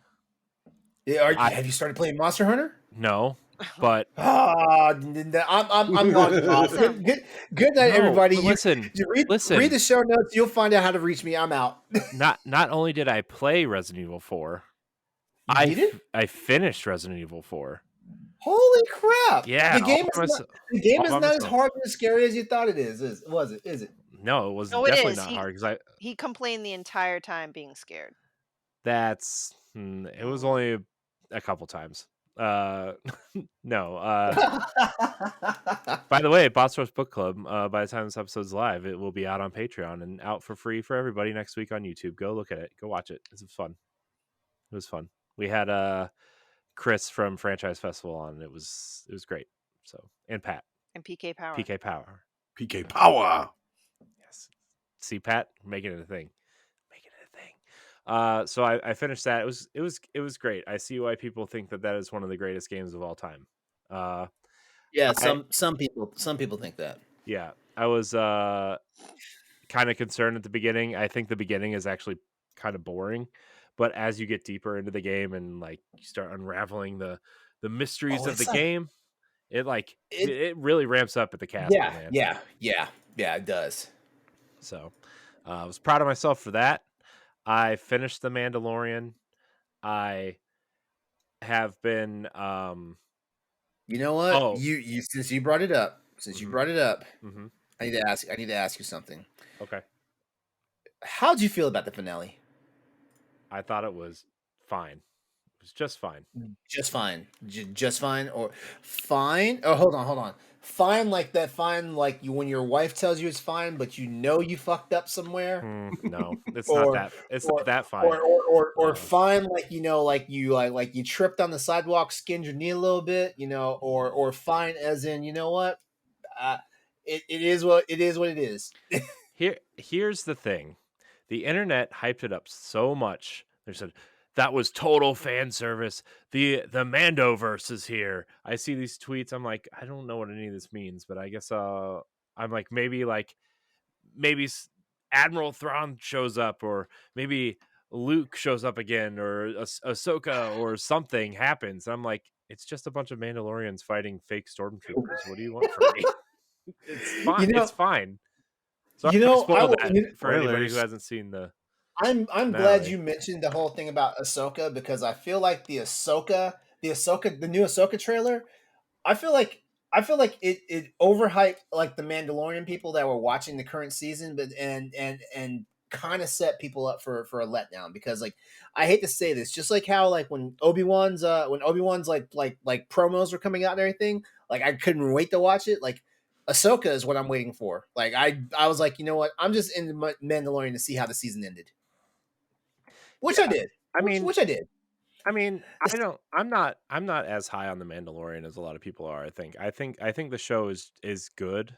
I think it's fun. I don't think it's the best thing ever. But it's good. Like it's good. I am definitely looking more forward to something like Ahsoka or the second season of Andor. You know, something along those lines. I think more. Uh, Yeah, I need to hurry but up and finish Andor. mhm, Like my boyfriend and I are watching it right now. yeah, but it's good. I don't know if this season was any better or worse than the previous seasons, but uh, so I finished. Uh, um, mm. This season, you know what? This season was good, but me saying that out loud, like I hate to say it, but on a scale of 1 to 10, I give it a 6.5. This is a Mm, lukewarm season. yeah, Like it did the Star Wars thing, like the the movies do, where Star the Wars plot, thing. where there's so many plot threads going on, Hmm. and they're spaced out way too far because like some things happen in one episode, you don't see the resolution until 3 episodes later, and it's only because I feel like they shoehorned it in there because you don't even see anything of those other characters for the next 3 episodes until they're like, oh, we need to finish this, stuff like that. Yeah, Um, But the one thing and I told this to Andre last night because we spent 20 minutes on Crossroads talking about that. We're only supposed to be talking about PlayStation, PC, and Xbox gaming on that show. Mm. But Are you though? Are you though? but for real though, the one thing that I give them kudos for is I feel like they are trying to wrap up, like trying to wind down the Mandalorian because this season gave us the one thing that we had not seen the previous two seasons. We had not seen what's really been going on with the New Republic as far as their because by the time we get to episode 7, the New Republic is like they think they're in some good standings, they're not because the First Order is coming, and we get to see the build up of the First Order in the Mandalorian. We're starting to see the rumblings of it and stuff like that. So I'll give it that. It's definitely plugging itself back into the overall lore of Star Wars, Star Trek. I'm sorry, Star Trek Picard just ended. Like no more episodes of that. This the same week that the Mandalorian has for the season finale and stuff like that. So I'm still kind of reeling on that one. So yeah, that it was good, but I also guys, get ready. I've been playing Disney Speedstorm. Well, this is not the other Disney game. I've been Yeah. playing that too, but I decided not to bring it up today. It's fine. It's weird. I don't weird. like it. Yeah, so it positions itself as a Mario Kart kind of clone with Disney characters, but you have to But it ain't. unlock the other characters, right? They're not all unlocked at once. And then it has an RPG mechanic to it to where they want you to keep using the same racer and level that character up because each character has their own special move that they can do throughout the race kind of like Mario Kart Double Dash where each character had their own unique item. It's kind of like a similar thing, but you can still use all the rest of the items and stuff, but like so it's kind of like counterintuitive to what they want you to do because they want you to play and unlock all the characters or pay for the characters, I guess, too, because it's technically a free to play game. But they also want you to stay as the same character to level up your cart and your character because they're two separate RPG mechanics, and it's really weird. I want to like it because the actual racing part is actually pretty solid. It plays a lot like Mario Kart 8, which I appreciate. But the the in-game mechanics and almost the pay to win style thing is kind of like gross. I'm like, I could deal with this on a free-to-play game. Yeah. You don't say. Yeah. How curious. Egad. But see, they don't do that in Disney Dreamlight Valley because that's also a free to play game. We just opened the door, didn't we? We did. Hey, I didn't. I'm not talking about that game. It speaks for Thank itself. God. Thank God. Although I did put the Star Path pass this month is themed around Disney parks, and so I have the Ferris wheel from Disney's California Adventure. I have the Dumbo ride, and I have a Figment topiary in my garden. Ooh, You're a Dumbo ride. Can you get Mexico from the lake, the Epcot lake? You cannot. There's only 3 rides. I'm working on the last one now. I forget what the last one is though. Love Mexico at Epcot. I know. It's one of those things where you go inside the building and it's like night inside the building. Yeah. Changed my life as a kid when I saw that. I was like, that's all I want. I want every inside to be painted like it's outside. This is fantastic. And then the boat ride. And then they have their chips and guacamole. Super expensive, but worth it. Just throw that out there. Little Disney magic for you guys. Now I'm hungry. Thanks. I know. I'm hungry too, but we'll talk about that later. I think we have time for one topic, maybe not both topics that are on the dock tonight, but we're gonna get to one. So let's see. You know what? You work for a developer. We're gonna go with this one. Is DLC still important? Boo! I worked so hard on my answer to the other question. Did you? Do you want to answer that question?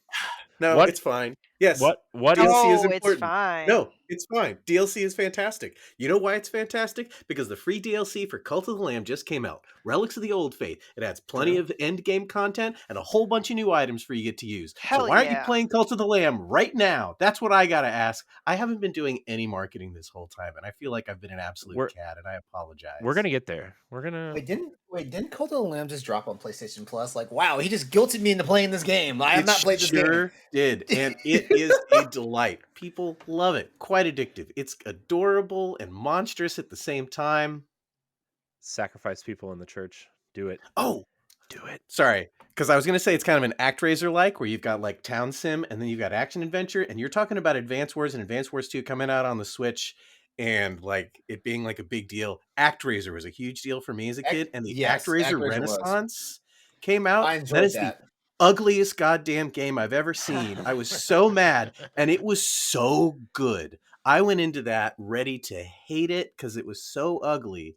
The 2D parts were so like Yeah. what? But it was so good. It was such an incredibly good game. It blew me away. Sorry, I just forgot that I'd wanted to say that when you were talking about these old games coming back to Switch. Shockingly good. ActRaiser was huge for me. Cult of the Lamb. Yeah, so DLC, right? DLC. So for me, I am all for DLC. I love it. I'm willing to pay for DLC depending on the situation. I think the only time where may not be the best in my opinion is if like a true ending of a game or the whole point of a game is locked behind a paid DLC. I don't think that happens very frequently because it's not really received well. But if it's to add to the story or to supplement or to update the mechanic, absolutely. I mean, I eat that stuff up, but I could also just be a stupid consumer. But I love DLC. DLCs are great. Yeah. Yeah. I mean, my favorite game is literally based on the DLC that you purchase every year. So with Oh, well, Destiny. yeah. So Oh, uh there's that one major expansion every year, and then every 2 or 3 months or so they're like, here's some DLC for you. You want to give us $15, $10? Here you get some cool things if you play the season, Here's some story beats. Yeah. You're not gonna want to miss them. The Last of Us had that DLC Left Behind. Left Behind Left that Behind. I really loved. I mean, the not Tears of the Kingdom. I clearly am only focused on that. Breath of the Wild DLC was fun. I actually really like the Trials of the Sword, where you literally start out with nothing and you need to kind of revamp those skills that you probably didn't need to worry about since the beginning of the game. So that I have a lot of great memories of DLC. What about you, LeRon? Are you a DLCer? I mean, Monster I, Hunter probably. I mean, the expansions, yeah, I guess, but yeah. I feel like DLC is still important, but I also feel like developing trends and stuff kind of sully like the idea of DLC sometimes. Like I just think back, me being the hypercynic, I just think back to like all these games that get announced and we're told like all this content that's going to be in there, and then the game comes out and it's like, wait, where's all this content at? And then Mhm. all of a sudden a paywall shows up and it's like, hey, hey, remember that stuff we talked about that was going to be there at launch? It comes out now, and here's how much money you have to pay for it and stuff like that. But but honestly, I am always going to be supportive of anything that keeps my favorite games, like in my system longer, stuff like that. Which is why I play Monster Hunter to death. Like all these title updates that happen and all that stuff. Like yes, bring them on. Like event quests, all this stuff, or when or like when a game has been like silent for like 2 years and all of a sudden like The Witcher, for example, just dropped DLC like a year ago, and I was like, Mhm. huh? What? wait, what? Well, I maybe it wasn't The Witcher, I know, but actually, let me sticking with CD Project I Red, was but about not to The run Witcher. away and go check my Yeah, yeah, Witcher yeah, yeah, yeah. I installation. know, I know, You'd be like, I wait, know. Well, they I'm what? dropped sorry. they dropped the they dropped the Series X and PlayStation 5 patch Yeah, with some new DLC Yeah. from the yeah, shop. Oh, yeah. Yeah, there was that, but the big thing, of course, is like the RTX overdrive stuff for Cyberpunk. Mm. Like basically makes it like a whole new game. The only problem is you need to make sure you have a high end PC. Like my PC my PC almost does not qualify. Thank God I just got 3090 recently. But yeah, yeah, DLC is still important in my opinion, but like I also feel like it can be a very double-edged sword because you think about some of the scandals and stuff like Capcom releasing a game where like people data mined and found out like the $25 content was actually already on the disc that you own that you spent $60 for, and that's like man, that's a slap in the face, because like why are you charging us the money if it's already there? Right. Oh my Right. gosh, it just dawned on me one of my more favorite DLCs that had a recent update was Dead Cells. That's the game that keeps on giving. Mm. I mean, Dead Mhm. Cells has dropped a Mm-hmm. lot of content. That's a great game to have DLC, right? Because it's this roguelike, just add a few biomes.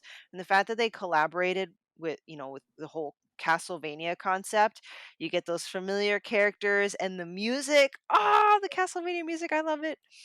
So, Yeah.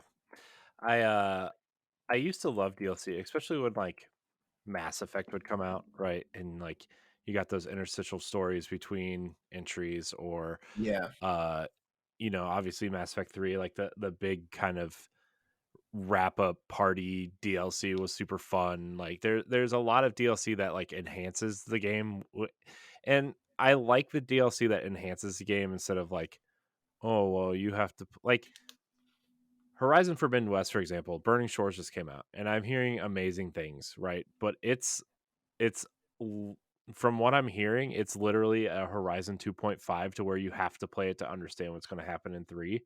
And like oh. and like yes, as a huge Horizon fan, I'm going to play it because I'm a sucker like that. But I don't really like when games do that. I the first Horizon had a DLC, what Frozen Wilds. Mm. And Yeah. it told this separate side story that enhanced the world without, and you didn't have to play it to like find out what else is going on in the world, right? It's just a nice little side story that gave you some lore, met some new characters, new robot dinosaur bears to fight. Oh my gosh, that opening scene though with the robot bear. Oh, scary. Scary. You climb to the top of this hill and it's just waiting for you. It's so scary. Uh so Brutal. in terms of DLC, that's kind of where I'm at, which is hilarious because that's exactly the game that have been playing for 10 years. Is you have to buy the DLC to keep getting the story. Uh, Yeah. Would you so say I mean, would you make a distinction between like games as a service mhm. DLCs Yeah, and like other DLCs? yeah, I think so, and I think there's a big difference now. Well, maybe even PC gamers in the mid to late 2000s, right? Where like there's a difference between expansion and just DLC at this point, Mm. I think, right? I, I Yeah. mean, is that fair to say that? I mean, I guess technically it's all DLC, but Yeah, DLC is a broad topic, mhm, I guess, because like yeah, different outfits and stuff like that is DLC. So hmm yeah. Uh, any, anywho, DLC, I enjoy it. Dilk. Yep. So there are some upcoming Devolver games coming, and there are Mm-hmm. some recent releases. Mm-hmm. Tell me about Yes. this. Tell me about this Terra Nil because it looks like something right up my alley. Terra Nil's available now. I don't got to tell you anything. You can go Terra get it. It's on Steam and it's free on iOS and Android for Netflix subscribers. Terra Nil, Unmake the Wasteland. You are given a wasteland. It's um, it's a resource puzzle game, very soothing, very chill. Harder than you might think, because it is possible to work yourself into a corner and have to restart a zone or restart from a checkpoint. But yeah, it's super lovely and made by, of course, Free Lives, who are working on. Well, I guess now they're not. Well, they'll be. I'm sure they'll be doing more stuff for Terranil soon. But they're doing Stick It to the Stick Man, Angerfoot. Oh, yes. That shirt is Uh, awesome, by the way. it's great, isn't it? It's I've such been a cool game. I've been wanting to tell you your shirt's cool the whole episode, but I was like, how Bam! do I just work that in? Thank you for the work in. Sure. Yeah. No, it's great. The folks that made Broforce, Genital Jousting, Free Lives, incredible studio. Um, and they, the way that they do things, they have such a variety of games. It's really incredible. But yeah, Terra Nil just came out. It's super chill, very fun, worth checking out. Yeah, you put grass and trees in places. What's not to like? I love it. I love it. I Go ahead, Stephanie. I'm personally just psyched for Gunbrella and Pepper Grinder. Is it Pepper Grinder? Oh Yeah. my god, I forgot we have Pepper Grinder. I'm so stoked for Pepper Yeah. Grinder and Gunbrella. Yeah. Those are kind of, I mean, I have my eye on all of them, but those are kind of like high up on my list. I want to float around and shoot people with an umbrella. Hell yeah. It feels so good. So you probably already know it's Doinksoft, the folks that made Gato Gato Roboto. Roboto, and the Devolver Bootleg Collection, which was part of one of our directs. You can pay for that on Steam, and it's like 6 or 8 bootleg versions of Devolver games that are better than they have any right to be because Doinksoft is just fucking good at making video games. Yeah. Gunbrella feels really nice. Like it This game it looks feels like incredible. it should. It's so good. It looks incredible.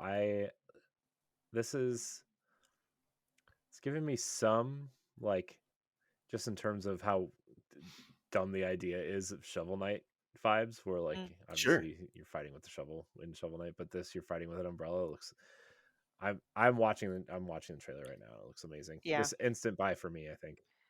It's quite good. And Sold. more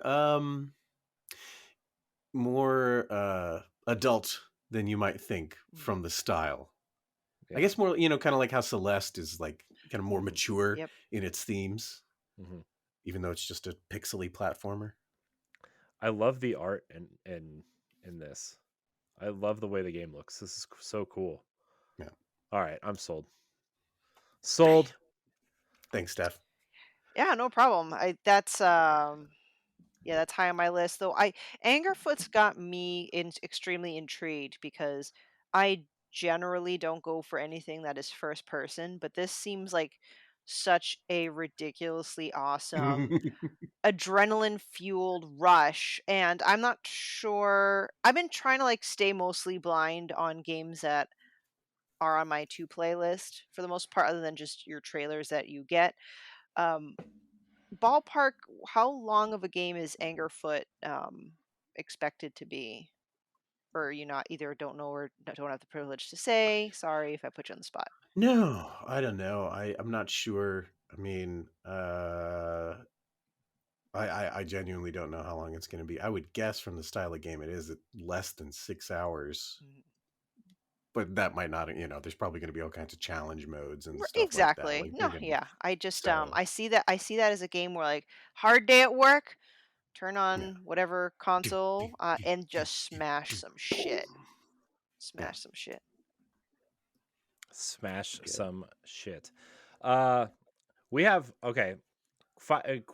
rapid fire questions for you. We got late entry questions from Austin Campbell, a friend of show, in the Hi, Mr. Discord.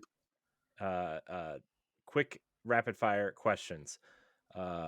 What Devolver game would you like to see a sequel for? Absolver. Mm-hmm. Yeah. What about Death's Door for your fans over here? I don't know what they're going to do next. I don't know what Acid Nerve's going to do next. You know what you can do in the meantime, though, is you can play Titan Souls if you haven't already. That's the game that they made many, many, many years before they made Death's Door. I remember that game. Okay, that one is... It's a younger version of Death's Door, but it still holds up, and it's still gorgeous. And you get, if you do the secret ending, you get to fight a biblically accurate angel. Ooh, it's true. Okay.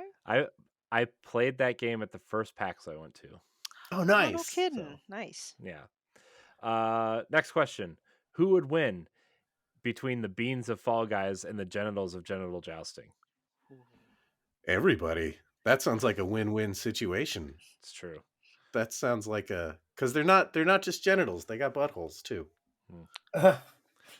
There's a lot going on in General Jousting. Let's be There's a honest. lot going on in genital jousting, which again, the story mode.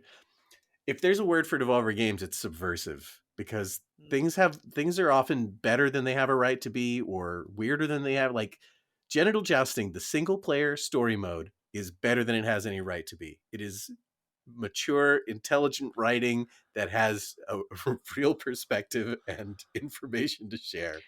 All right, you know what? That's it. Tomorrow I'm firing up General Jousting on my Steam Deck because it's in my library. I just haven't Also, played it yet. fun fact on Steam: every anniversary, their game drops to 69 cents. Oh, I I love follow it. I follow Wario 64. Oh, And I turn on notifications, and every time that game comes up in his feeds, like your yearly reminder that genital jousting is 69 cents, and it makes me laugh every time. Such a good game. Such a good game. What mundane daily task do you wish could be done in just a minute? MINIT. Oh, nice, nice. Well, I don't want to do any tasks in the minute style of minute because then I die at the end of that minute, That's true, but you'd be and revived, that's and then you have brutal. to Then I'd be sprint to the revived. next thing. God, that game is so fun as a game, but it would be such hell. That game gave me such anxiety because, Yes. I mean, for those who don't know what minute is, you literally only have a minute to do something, and then you die, Mhm. and then you have to. You mm, respawn. Mm.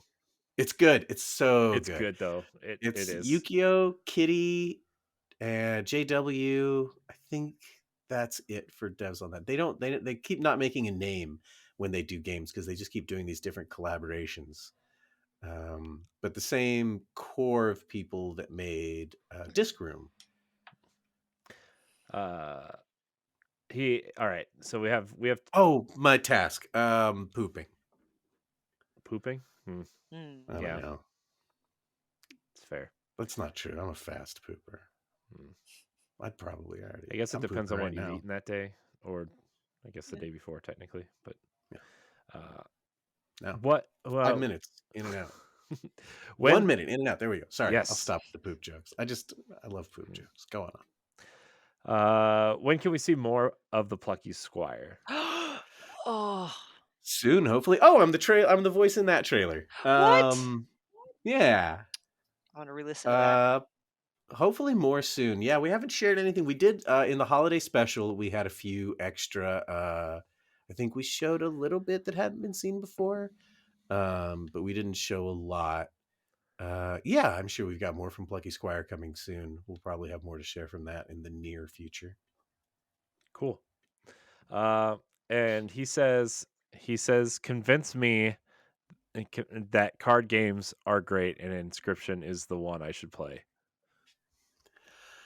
Boy, I don't know what to tell you. I mean, customizable card games are hit and miss. It's such a popular genre. I can't like blanket give you permission for that or give you an endorsement on that. But Inscription, I mean, just sit down with it. It's not about the card game. it's it's a whole. It's as the French say, a whole fucking mood.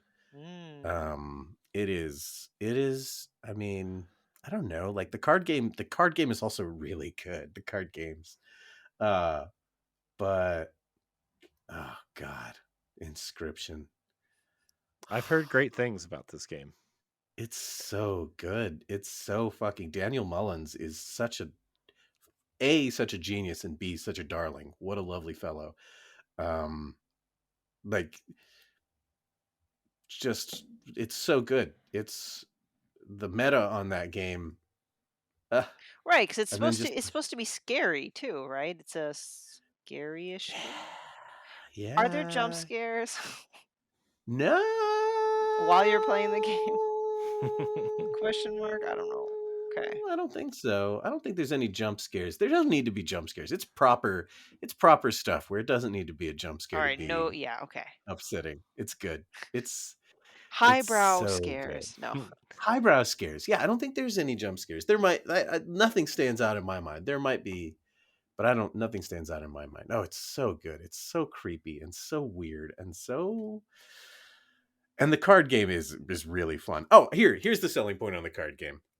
If you're having trouble making cards, one of the things you'll be doing as you play Inscription is making custom cards. Hmm. And at first you might throw these away as just like, oh, whatever, but they come back up in different playthroughs. So the custom cards you make can really strengthen your deck. And it's really cool getting to make some broken fucking cards in that game. Ugh, it's so good. It's like it's like if Baba Is You was like a really freaky card game. Hmm. Like the Okay. way that it plays with the fundamental nature of the mechanics. That game was interesting. God, I love that game. God, I wish we'd sign that game. That game was really hard. And It's so hard. someone who's super dumb. I'm like, oh my gosh. Oh, I never beat it. I got to a certain threshold and I was like, well, this is as far as I go. Ah, so that's it for the questions. Austin, huge What Devolver fan. is what Devolver games do y'all like the least? What are the worst Devolver games? What disappointed you? Oh no. Yeah, Mm. let's go. Hard Okay, hitting questions. I've legit been trying to bumble my way through this because I'm not a big indie person, indie gamer. So honestly, like I don't honestly have an answer for this. Let's see. I hmm. I'm gonna have to really think about this. Stephanie, it's your turn. No, Uh no, because I can't I think of any, so so I need to look and make up an answer. I have okay, so I have an answer, but it's not because of the game. It's more because I I enjoyed playing Gato Roboto, but How dare you? How the dare black and you? white the black and white art style was so like it was hard for me to read on the Switch, and Hmm. I got angry. Hmm. There are Uh different color palettes you can unlock, like oh, urine. You add. mm, How mm. dare you? Say like urine. Also Yes, I think also there's one called urine. Yeah, makes sense. also I'm going to probably anger a lot of people for this too, but it's because I don't like okay. The Swords of Ditto I didn't enjoy because I didn't know it was a roguelike before I started it. Oh. And I thought it was just gonna be some kind of like cool, maybe Zelda-esque adventure or Hmm. something. Hmm. And then it turned out to be a roguelite. And I do I if it says that word in the description, it this Hmm. was this the game that made me like really pay attention to that word? Maybe not. Oh. But yeah, I won't I it takes a lot for me to play a roguelite at all. Like Fair. Dead Cells Fair. is really the only one that I'm like I half enjoyed, and that's because it was so fun to play, but I hated starting over. Except obviously for Hades. I haven't played Hades Uh, uh, for that reason alone, you actually. lucky duck. You have the opportunity to play Hades for the first time. I Mm. do. I hear good things. Here's the thing. I hear great things, but it's the roguelike thing, man. Just Fair enough. Yeah, if you're not ready for that, that can be a shock. So like playing Swords of Ditto and then being surprised that it's a roguelite, Mhm. I can see that being jarring. Not that okay, here's the thing though. The game's not bad. It's No, just no, the no. genre that The game is angered me. lovely. Fair enough. Fair enough. Great art style too. Super cute. Yeah. I don't. Oh, I'm so looking at the list of games that I've played, not out of the games I've played. I don't have one that mhm. I just marginally didn't like in the least, in the least. And I'm not just saying it, but I can tell you of a game that I have not picked up just because I am afraid. Not afraid. That's a weird word. Sorry, it's getting late. I need another caffeinated beverage. Based off of like the description, I feel like it might not be Mm. my kind of game, and that's Card Shark.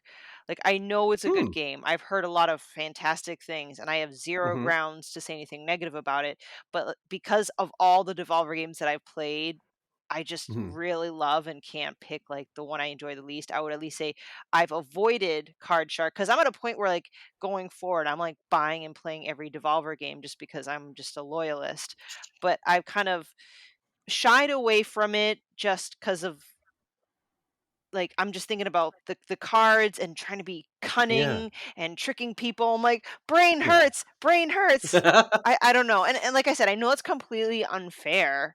Um there have been genres of games that I typically don't enjoy or don't play, and then I finally try Yeah. one and I actually find out it's fantastic. So maybe someday. Card Shark is a weird game. Okay. It's a weird genre because it's not really a card game. I will say you don't have to like. There's not a lot of like you having to figure out when to pull a trick. It's a little more linear on like it's like now you're going to do this trick. It almost kind of works out to be more of a series of mini games set within Okay. the narrative of French card cheats. Okay.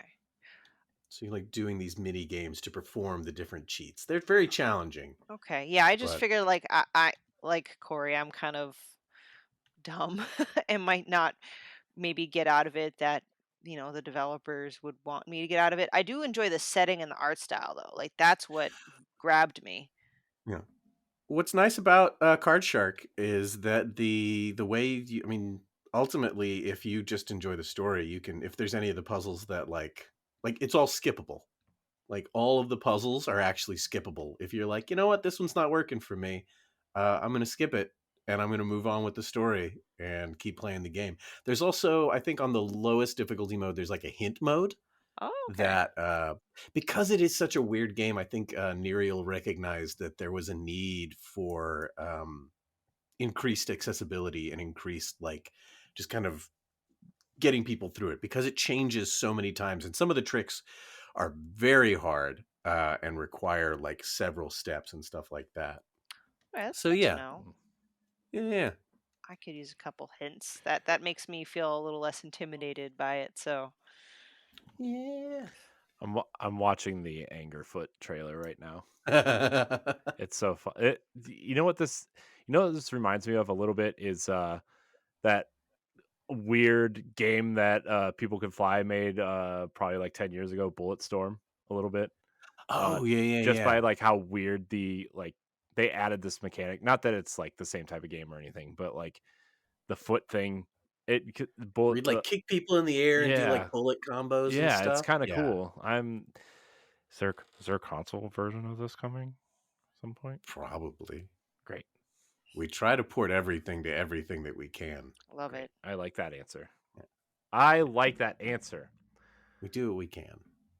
We do what we must because we can. I appreciate that. Speaking of that, we're gonna wrap this episode. JM, thank you again so much for joining us on this episode. You guys are a great company and make a lot of great weird games that I'm looking forward to playing some other ones Yeah. You guys have a later. fantastic pipeline Hmm. that I'm very Yeah, excited about. yeah. Thanks for So having me. yeah, It's been fun. you wanna tell people where they can find you? Or you want to plug anything before we get out Oh, of here? um, uh, I'm I'm at JMASPECHT on the flaming remains of Twitter. You can find Devolver Digital at Devolver Digital on Twitter, twitch.tv/Devolver Digital, discord.gg/Devolver Digital. If you ever want to join a Discord of a bunch of people talking about a video game publisher, you have that opportunity. Did you know that Facebook has room for brands? We know that, and we're on Facebook as well. Instagram, baby. Do you like stories from brands advertising in the middle of people advertising their lifestyles? Hot diggity damn. We're on Instagram. TikTok, while it's still legal and maybe after it's illegal, we got a TikTok. We do the hot talks and the mad ticks. And we were on that mammoth one or elephant or what was it called? Mastodon? Mastodon. We were on Mastodon, but Yeah, I'm on Mastodon's Mastodon gone. too. We Wait, is use it it. still there? Yeah, we use it for work. It's Oh, yeah, nice. yeah. Neat. Well, we're not on Mastodon anymore, I don't think. Uh, So if you want to, yeah, so sorry about that. We were briefly on Mastodon. it's fine. It's fun because instead of tweets, they're called toots. How Like dignified. I tooted. I tooted to I do that. Hmm. That could be confusing because I also toot a lot. Ah, Hey, better out than in. Yeah. Woo! Very It's true. It's Very, true. very true. That would be a horrible medical condition. Yeah, and for things that I'm particularly proud of, if you go to YouTube and check out the Devolver Public Access Holiday Special from 2022, I'm very proud of that, and I hope we get to do more of those. Yeah, I guess that's all the things. If you're not already playing Cult of the Lamb, play Cult of the Lamb. Bleak Sword, we didn't even talk about Bleak Sword. That's coming out. Go wishlist that on Steam. That's also coming out on Switch, but you can't wishlist it yet on Switch. So many games coming out. We got so many games coming out. It's great. Just real quick, So many. which is the first one out of all of them? Would that be Bleak Sword? That's like the next one in line to be dropping, or I don't know. I have a problem where it's hard for me to remember what I'm allowed to say and what I'm not to. gotcha. No, it's okay. Then we'll just say all of those coming soon. All those. Yeah, wish list them on Steam and then you'll know. Yeah. Nice. Yeah. Nice. Well, we appreciate your time. Yeah, thank you for your time. Thanks for having me. This was awesome. You can follow us at Boss Rush Network, at Boss Rush Podcasts on Twitter, and all social media networks. Check out bossrush.net for all of our content. Next week is Kathy Dongo of Razer. She will be on, formerly of Capcom and Nintendo. So we will be talking to her next week. I want to thank everybody for watching and or listening. Subscribe to the YouTube channel. Check out our interviews. Check out all the cool things happening. And we will see you next time. I forgot to plug something. Plug it. Is it in bad taste to plug a podcast on a podcast? No. No, do it, No, man. we have the Devolver Digital podcast, fortcast.devolverdigital.com. Fortcast? Fortcast. Fork. Our CFO is Fork Parker. He's a heinous capitalist. But someone named it after him. So the Fortcast. I found it. Digital.com. Oh yeah, he's sitting at a desk with piles of money, smoking a cigar. Love it. Mm-hmm. Yeah, he's incorrigible. We're going to put it in the show notes as well. Show notes. Check those show notes. I mean, come on, the latest episode's called The Spanish Kojima, so I'm giving that. Oh, right? Oh man, thanks for everybody for listening, and we'll see you next time. Goodbye. Night. Long. The Boss Rush Podcast is a product of Boss Rush Media LLC and is recorded from our headquarters in Akron, Ohio. This show is produced, written, and directed by me, Corey Dierig. My co-hosts are Stephanie Klimov, LeRon Dawkins, and Edward Varnell. You can find Stephanie at Klimov_author on Twitter and Instagram, as well as on the EXPcast. You can find LeRon at Exodus803 on Twitter, Instagram, Twitch, and YouTube, and also on Crossroads, the video game podcast.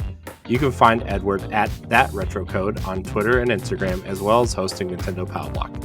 You can follow me on Twitter and Instagram at IamCoreyInHD, and find me hosting Tower Casuals, the Destiny podcast, and co-hosting Nintendo Power Block. Find the Boss Rush Podcast on all social media platforms at Boss Rush Podcast. You can also follow Boss Rush Media and Boss Rush Network on all major social media platforms. Join the Boss Rush Network Discord and Facebook groups to interact with other friends and fans. Thanks for listening, and we'll see you next time.